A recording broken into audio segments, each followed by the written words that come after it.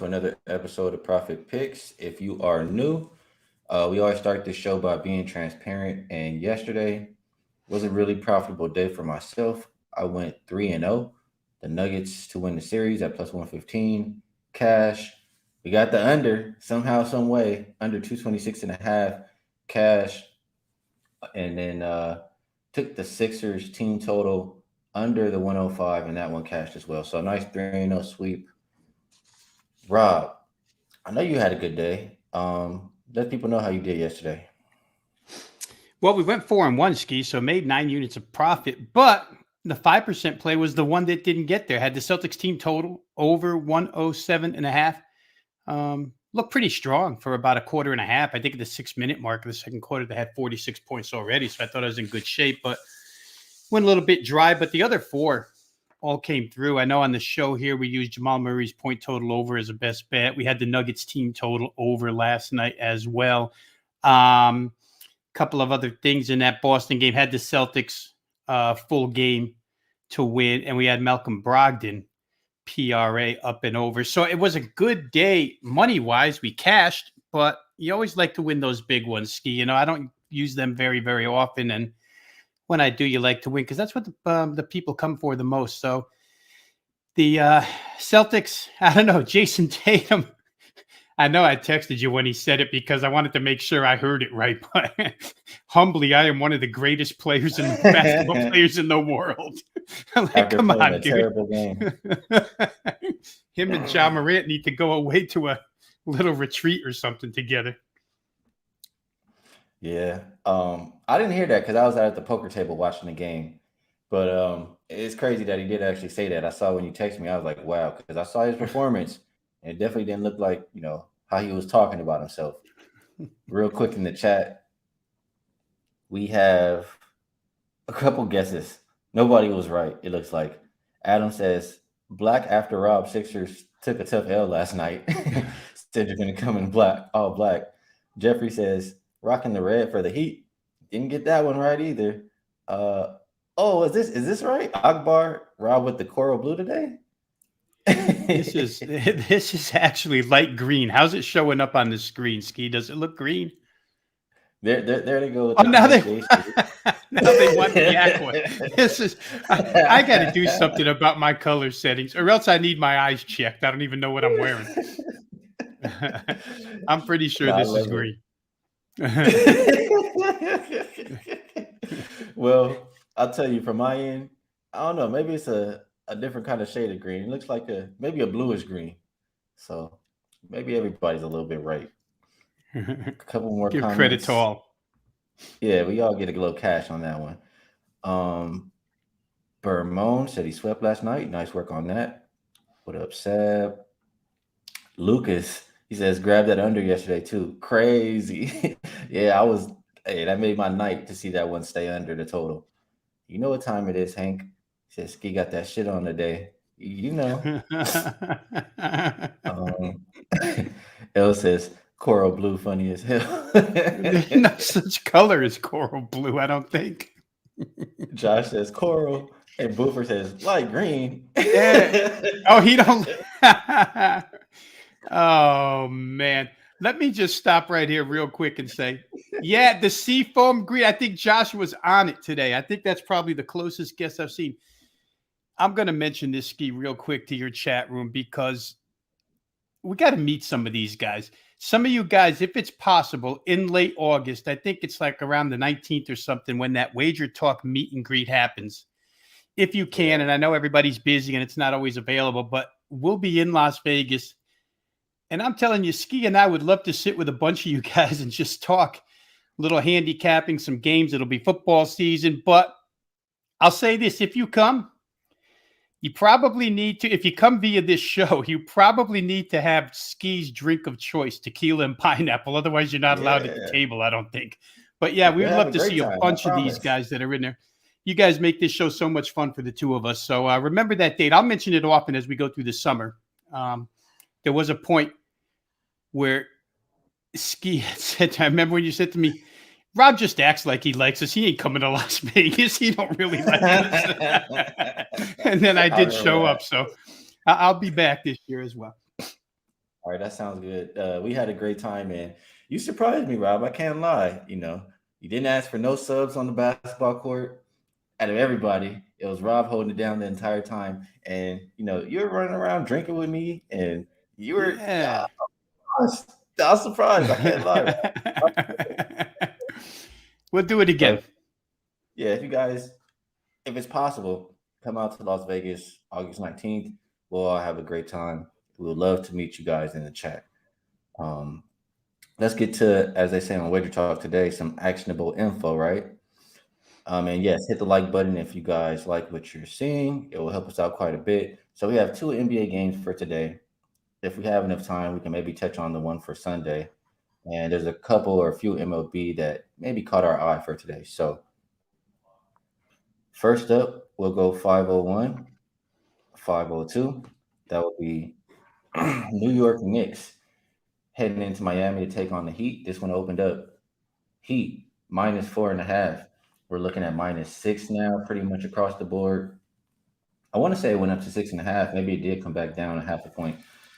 Total open 209.5. And it is looking like 207, 207.5. Actually, as low as 206.5. So numbers all over the place. Make sure you line shop depending on what you like.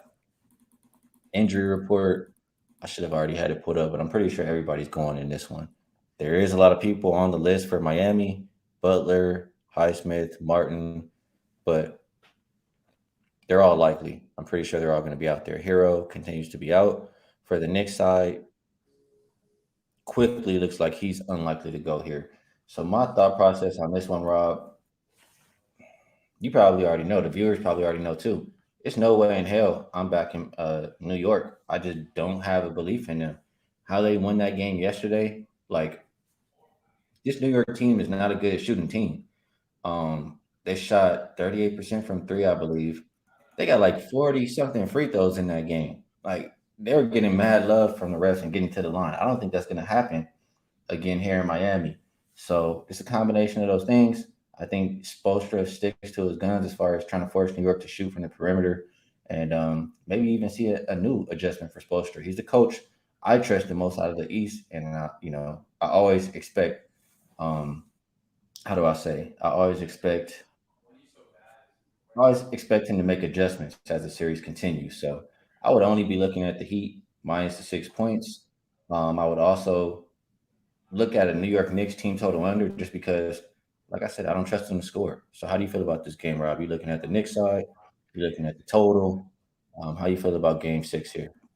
Well, I mean, I feel the way you do that the team you trust here is Miami, and I shouldn't let price get in the way, Skee. I mean, you go through these playoff games, and I think at one point, if you had just bet the team that you thought was going to win, I think against the spread, they were like 50-6 with a push in these playoffs up until a couple of days ago. It's just incredible. Just pick the winner and forget about the number. And it's hard as a handicapper better when you're playing these games to totally forget about the number. But it seems like you should just scratch it and go ahead and play who you think is going to win. If that's the case, I like Miami.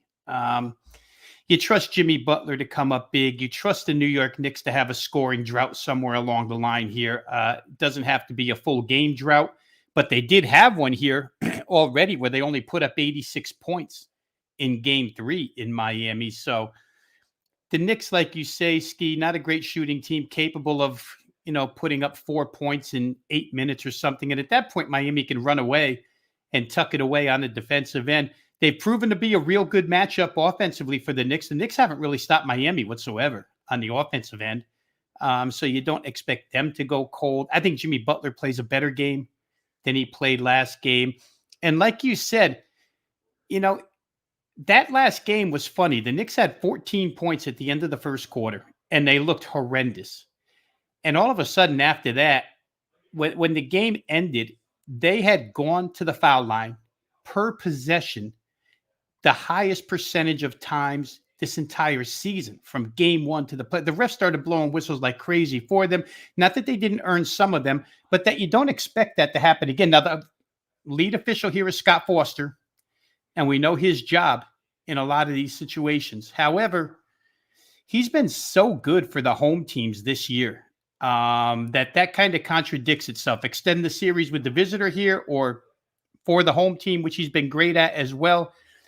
This situation came up once before in Lakers Golden State when the Lakers were ahead 2-1 and at home for game 4. They got Scott Foster as the lead official and, kind of puts you in that quandary. Is he going to make sure Golden State goes back 2-2? But he didn't. The home team covered that and LA went up 3-1. I think I like Miami. I like Miami early. I just, I've seen enough of Jimmy Butler in the playoffs willing his team over the finish line. And I think that happens right off the bat here. So my best look in this game would probably be Miami first quarter to probably come out and defend like crazy and score. Possibly first half as well if the Knicks go cold. But I don't really expect a lot out of the Knicks here unless they get some real help from the referees, Skee, which I think you already mentioned. I don't see the Knicks hanging around here. And God forbid, Jalen Brunson is just a shade off. Where else are they going? We don't always consider backup players being that important. But to me, the second unit without Emmanuel Quickly to provide any type of speed or offense has been a huge disadvantage for the Knicks. And I don't know that Quickly's going tonight either. So chalk me up for Miami. I think the best way to look at them is early. I would play them first quarter. I agree with what you said about about Brunson, and he played every minute, I think, last game, right? Like at some point, is he going to burn out? Like he is a guy that I really do trust in this kind of situation, this kind of environment, but I don't like that he played every minute last game, and he's the only person I really trust on that Knicks team. Like he played every minute, he had 1 turnover, but the Knicks as a whole had like 19 turnovers. So right. if he doesn't have the ball, bad things are happening. And I don't know. I heard Jimmy Butler say that, if Coach Spoelstra needs him to play all 48, he'll do that here. I'm not sure that they treat it like a game 7 and actually do it, although they might because they're at home. It's just tough. I agree with you. I think, I just have to roll with the Heat if I'm picking a side. And I would like it early. I think they throw the first punch this time. But about the whistles, UCAP are coming with these stats. Says Scott Foster against the spread playoff stats since 2016, 6-1 in Game 6 for the road team, 4-1 in Game 6 for the team that won Game 5. Heat are 0-10. I'm assuming that's straight up. 2-8 against the spread. Last 10 where Scott Foster was the ref. So that doesn't give me a whole lot of confidence to put my Heat ticket in there. Let me look at a couple more comments. Jay says, Heat starters have been running the Knicks all series. David says, Miami should roll. If they do not, we got NBA conspiracy to have a game on Monday night. Would it be Monday or Sunday? I think it would be Sunday, right? This series would go Monday. The other 3 were scheduled for Sunday, and now we don't have Phoenix, Denver, so it's only, one definite and maybe LA Golden State, but this one would be Monday. Okay. And I think this sounds about right. It sounds like a Knicks first quarter team total under. I think they come out early and play that defense. How can I get this on here? I see it. I gotta catch back up to the chat. That's what it is. Shout out to Link. I appreciate you, brother. He's I forget how they call it on here, but $5 dono, I guess that's how we'll call it. He says sharing a bit because one listening to the channel. I appreciate you, Link, and glad we could provide a winner for you. Hopefully we can provide many more.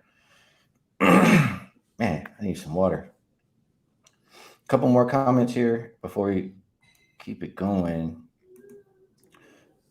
UCapper says Grimes and Brunson both played 48. Don't like that for a Knicks backer. What's up, S. Noli says, Skee, you have an under for me? I would lean towards Knicks team total under in this game or even the full game under. I just think it'll be more of a slugfest, hard-fought game. The Knicks, the team total has went down. It was 102. I think it's now 100.5. But in the games that they lost in this series, I want to say they didn't make it to 100 or they didn't make it over 101. I probably look at that as a team total under. Rob, any opinion on first quarter team total under for the Knicks versus full game? Just looking it up now. In this series, Skee, at home, they're over this number of 25.5 for the first quarter twice. On the road, they were over again one time, but under another. So they're 3-2 overall, the 5 games in this series to go over 25.5. Game 6, a little bit of a different animal here. I think it always is. Real quick numbers. The straight up winner in this series is 4-1 against the spread. Miami's 4-1 against the spread. They actually covered as a dog in the game where the Knicks rose to 10 points when Jimmy Butler didn't play. And the first half totals in this series are 4-0 with a push to the under. They're averaging 102.6 in the first half in this particular series. The second half has been the larger scoring half. So all those numbers for anybody looking to play early. And to Ronald's, messages there to us, Scott Foster, that's the great equalizer, right? And you just don't know which way to bend with him. He did not post the Scott Foster ATS numbers for home teams this year, which are outstanding. So again, that makes the contradiction. Do you think he's going to extend the series? Do you think he's just got a home whistle this year? I don't know. Agenda against the Heat, as Stat Warrior's telling us. I don't know. I can't bring myself to play the Knicks, Skee. I really can't. All right, so one-way ticket for both of us as far as a side. And, thinking about it a little bit more, these games, when it gets to that second half, I feel like that's where they're slowing down a little bit more. So I'd probably want the full game for an under. And they're getting on me because I'm dying. I need this water. Skee choker, Skee cougher, all kind of stuff on here. But I love it. Real DJ says Heat closed it out tonight. Miguel says, can we agree that the Heat and the Lakers win? And Boy Johnson says Heat Lakers parlay. Seems like that's what everybody's loving tonight. S. Warrior says Jimmy over 42.5 points, rebounds, and assists. Boofer, drink agua. Chris sharing some stuff. He says home favorites and closeout games off a loss are winning the first quarter by an average of 3 points through an 89 game sample. Heat first quarter makes sense. Appreciate you sharing that. Like it, Chris. Jay says Knicks barely won up 19 at one point with the refs on their side. All right, I feel like we touched good enough on that game. Let's move over to the next game, the best game of the night. 503-504, Golden State versus the LA Lakers. Opened up Lakers -2. I see them as -3 right now. Total open 223.5. And it's as low as 219.5 at circa. For Golden State, Iguodala remains out. Wiggins is questionable. Baldwin is game time decision as well. Questionable as well. For the Lakers, LeBron is likely to go. Bamba game time, but he's probably not going to play. Anthony Davis is game time, but I feel like they said it was probable yesterday, but on this report it says it's just questionable. I feel like he's going to play. I think, here's my opinion, Robin. I'm going to kick it to you real quick, and then I'll come back after. It's been a lot said after how Anthony Davis, went out in that last game. A lot of people making fun of him. He didn't win Defensive Player of the Year. He didn't make any All-NBA teams. A lot of disrespect for Anthony Davis tonight.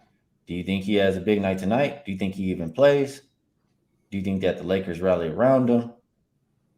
Also, I don't know if you saw, but Jermichael Green maybe talking a little bit, not as bad as Dylan Brooks, but talking at LeBron, that's not a good idea. Do you think any of those things come into play as motivation for the Lakers tonight? Well, first of all, if Wham is in the chat today, the meme that he posted that night of the lady in the shopping cart, like, AD, get your ass back in the game. And he was in that wheelchair.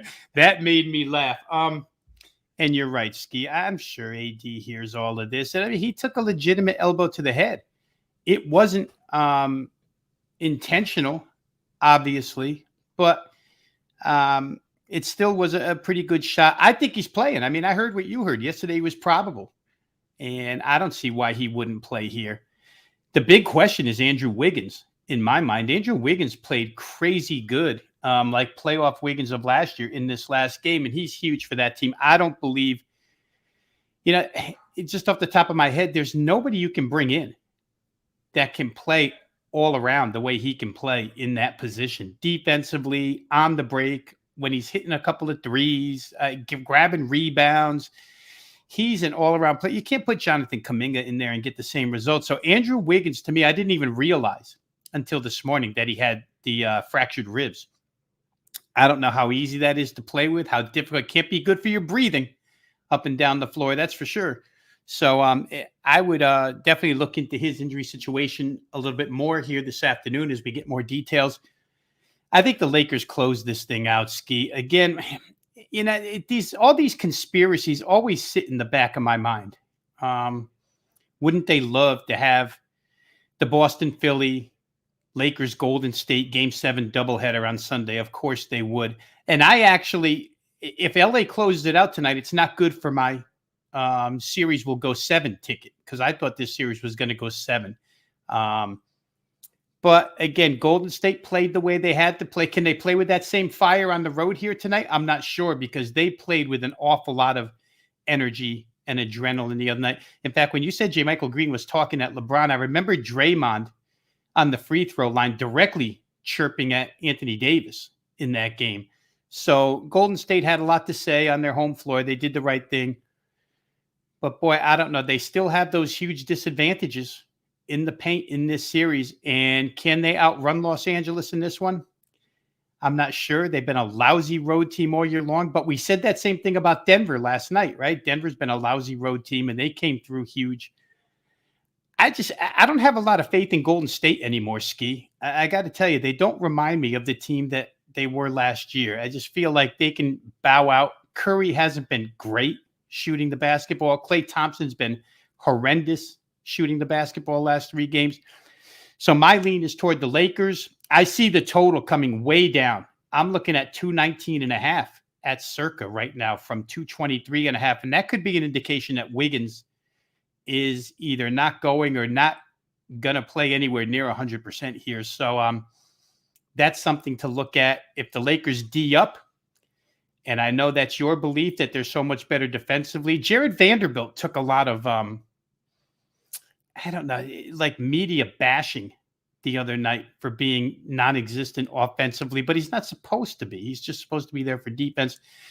I think Los Angeles cleaned some things up at home here, and I don't think that Golden State can shoot themselves to victory. So my lean again is to the Lakers minus the 3. I'm pretty comfortable with that. And I'll have to sacrifice 1 ticket for another if that does come through tonight and just get a wash. Well, I'm with you. I think the Lakers are the right side. For one, there was some comments in here. Jamrock Kicks, he says, LeBron posting Wiggins all day. If he has messed up ribs, can't bang in the post with, banged up ribs. That's a good point right there. And who knows if he even plays at all. So Wiggins is a big part of why the Warriors started to be good last year, why they won the championship, everything. Without Wiggins, this is not the same team. And they're going to be a lot worse defensively as well. So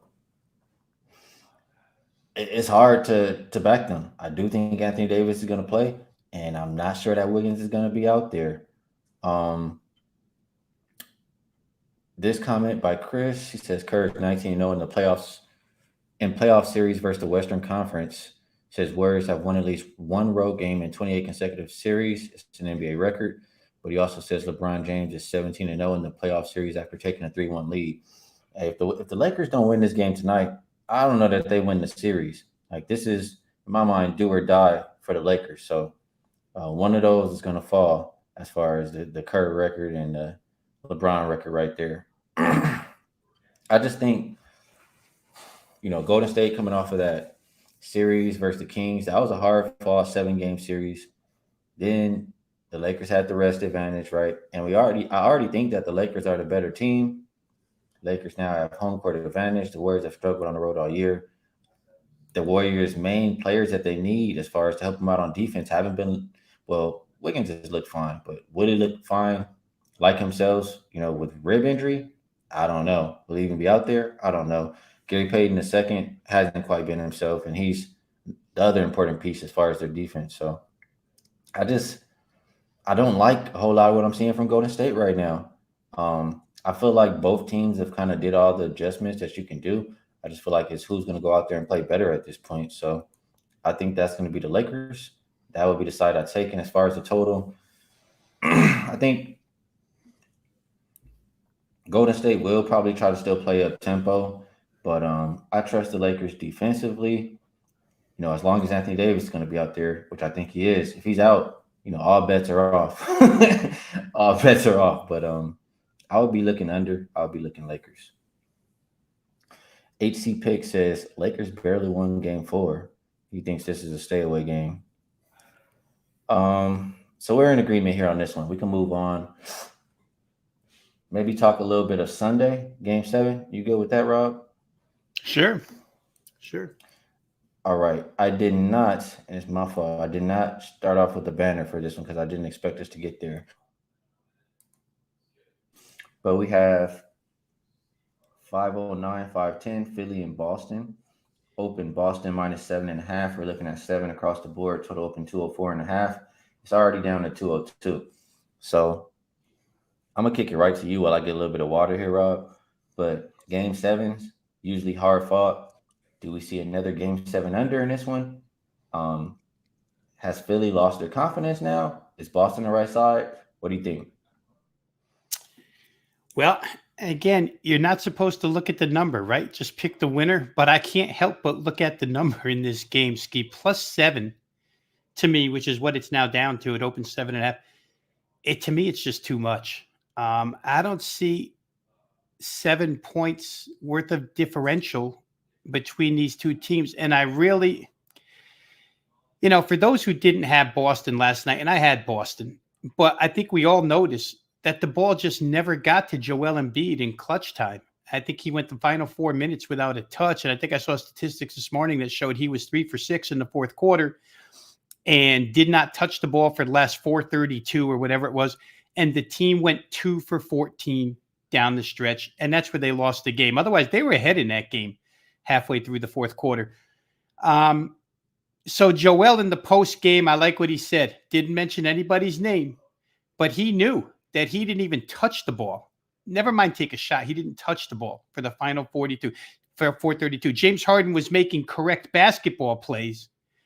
But when the guy on the end of the correct basketball play is PJ Tucker shooting threes, that's not what you want in a game like that. Tucker missed a couple. Melton missed a couple. Maxey got caught up against the shot clock one time. They couldn't get a shot off. So without saying, you got to read between the lines, but without saying, hey, James Harden, pass me the basketball in the fourth quarter when we need a bucket, because he's virtually unstoppable. The Celtics have found no way. I know we talked about Joe Mazzulla a lot, Skee, right? And how he didn't make a lot of adjustments. Last night, he did go to some twin tower action at the end, Horford and Williams. And why he doesn't play Robert Williams more than he does is beyond me, just from a defensive standpoint. I think he's hurt. It could be. They went to those two guys, and maybe that's why Embiid didn't get the ball. But I got a lot of faith that Embiid's going to get the ball, that Embiid's going to come through, that Philly's going to keep it close. I don't know that they can win the game. I wouldn't make a money line bet on it. But if there's an underdog that I think could lose and cover, I really think it's Philadelphia. And I just want to say one more thing here, Skee, because I haven't talked about it all year long because I forgot about it.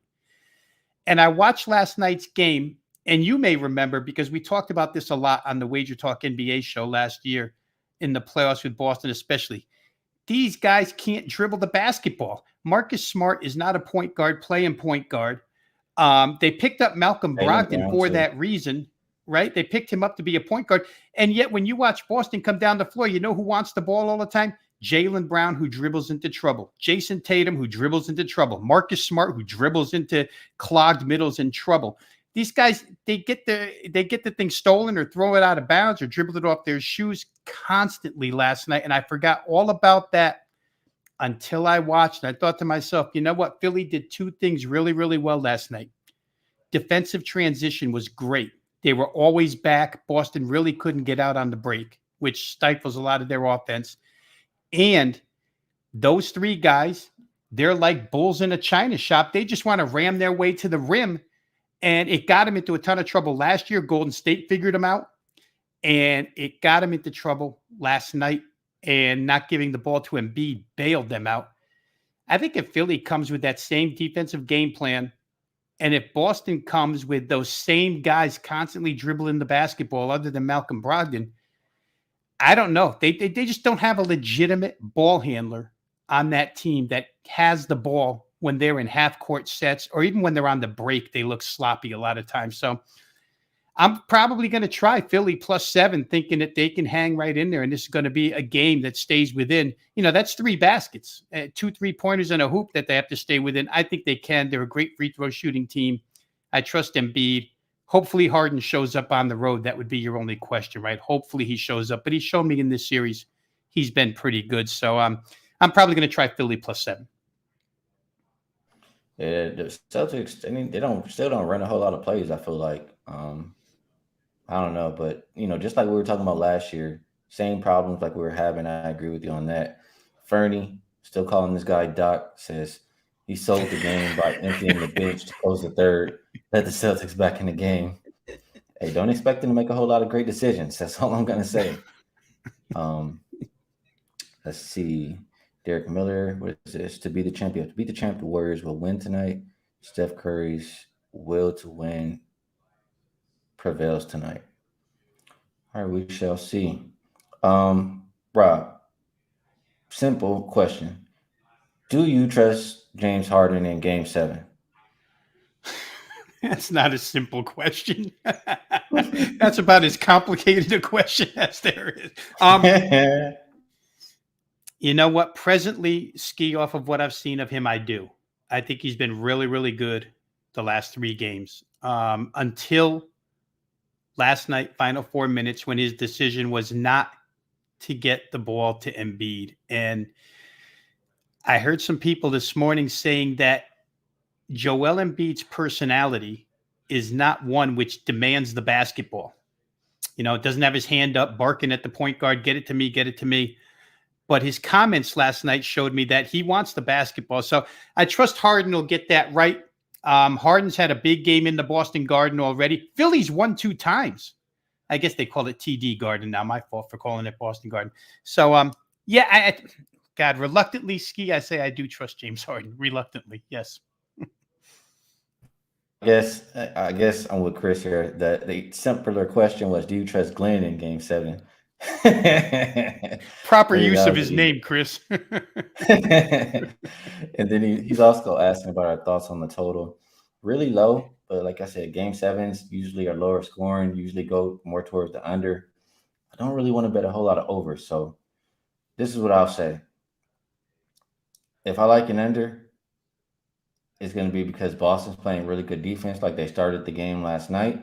And, Philly being on the road, I would factor that in as well. I personally don't trust James Harden. I don't got to think about it. Until he shows me he's going to win one, I'm not even going to, second guess it. So I would only look towards Philly team total under. It's low, 97.5. But if I like the under, I would just look towards their side because Boston at 104.5, they've cleared that number too many times for me to feel comfortable backing that one towards an under. So either Boston team total over, if you like the over, Philly team total under. If you like the under, I guess you can tell who I like to win the game. And Chris says Sixers team total under is what he's looking at. Sports Take says it's 2 separate opinions. I mean, what's going on? It says Wiggins went through shoot around. Then next comment says no Wiggins on the court at shoot around right now. So which one is it? I guess we'll have to wait and find out. But what do you think, Rob? The total, would you be going back to that Celtics team total over or game 7 take you off? Well, game 7 being what it is all the time, you expect things to tighten up. However, you know me and the way I handicap, I just like bounce backs, and I don't know. Jason Tatum now, I don't know if you can play Jason Tatum to bounce back. This is 3 straight games where he didn't start the game well at all. I talked the other day about how his 36 points were probably the worst 36 points I've ever seen in my life. I don't know how he even got them. And then he plays that way last night, 1 for 15 before he makes a shot and calls himself one of the greatest players in the world. I don't know. I would love to trust Boston team total over.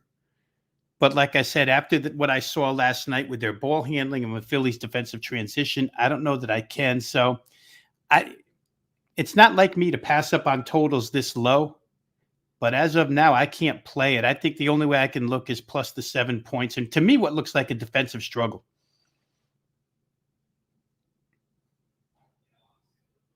Fair enough, Rob. We're running out of time here. We did have a couple MLB games, but don't think we'll have time to go through all of them. I'll ask really quick. St. Louis and Boston, Wainwright versus Paxton. I was trying to look up really quick because I forgot. I know Wainwright was a guy who, he has those splits. He's really good. I forget if it's at home or on the road. Um, I think he's better on the road. But also, I feel like Boston has been the team where they're losing more on the road and winning at home. You can correct me if I'm wrong because I've been locked in on NBA and not as much on baseball lately. I'll get into baseball more.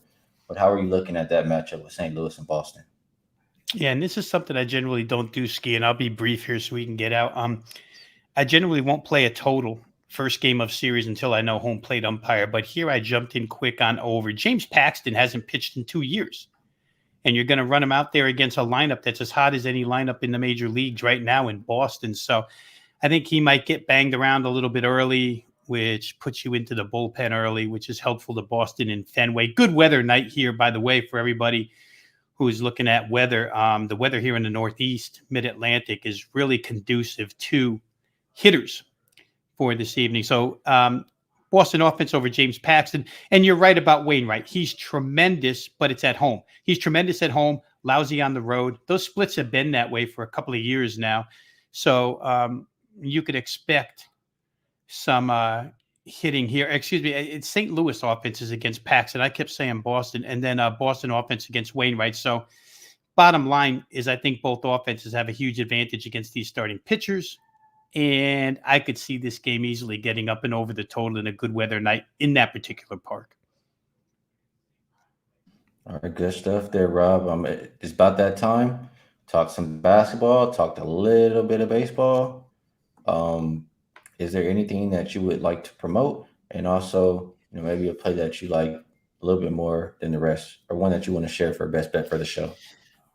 All right, so let's go through real quick the Wager Talk promotion. For folks that listen to us every time on the show here, I promote just dropping your email address off over at wagertalk.com. Give them your email address. You'll have instant access to all the video content, every sport that they provide over there, written content. Skee and I both part of that. You can find us on various shows over there, certain parts of the week. And if you're interested in selection packages, mine are always up for sale over at wagertalk.com on my homepage. Pretty good roll the last 2 nights in the NBA, up 18 units the last couple of nights. So we're seeing it pretty clearly. And as I speak, Miami just jumped to 6.5. I'll throw that in there. For a best bet here, Skee, I'm going to side with the Lakers. And I'll just give you one more additional reason is I just don't like teams that are so dependent on the jump shot on the road in a must game. Golden State got to the line 15 times the other night, made 14, and that's like a joyous occasion for them to get to the free throw line 15 times. They've been murdered at the free throw line by Los Angeles in this series, and they've been beaten pretty well on the boards. I think those two things are way more important in a game like this. I think that shows up. I know one of the comments was Steph's will to win will will his team to victory. I could almost say the same thing about LeBron. LeBron's will to win could will that team to victory. And the Andrew Wiggins situation, to me, like I started off in the analysis of this game, is just, it's huge. I don't think he's going to be right for this game, even if he's on the court. So I'm going to take the Lakers best bet for the show, a game I'm already on, minus the 3 points. All right. I love that play. I do. Rob trying to do the right thing today. Get paid, Rob. I didn't talk about my best bet, but it's gonna be a little bit of a future. I'll talk about it a little bit real quick right now. I think Miami plus 455 is a good shot, a good price to come out of the East. We think they're going to win this game tonight. They're favored by 6 points. We think they're the much better team, et cetera, et cetera, et cetera.